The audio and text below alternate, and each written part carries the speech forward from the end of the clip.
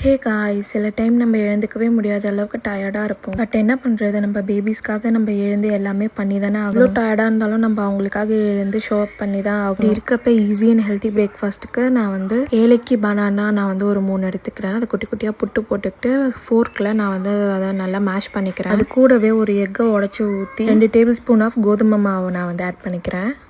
அதை நல்லா வந்து பீட்டர் வச்சு நான் வந்து பீட் பண்ணிக்கிறேன். அவ்வளோதான், நம்ம பேன் கேக் செய்கிறதுக்கு இப்போ பேட்டர் வந்து ரெடி ஆகிடுச்சு. தோசைக்கல்லில் சின்ன சின்ன பேன் கேக்காக நான் வந்து ஊற்றிக்கிட்டு அதில் வந்து லைட்டாக வந்து கீ வந்து ட்ரிசில் பண்ணிக்கிறேன். போத் சைட்ஸ் ஒரு 3 மினிட்ஸ் குக் ஆனால் போதும். சிம்மில் வச்சு குக் பண்ணிக்கோங்க. இந்த மாதிரி ரொம்ப உடம்பு முடியாமல் டயர்டாக இருக்க டைமில் எனக்கும் சேர்த்து வந்து இந்த பேன் கேக்கை நான் செஞ்சுப்பேன்.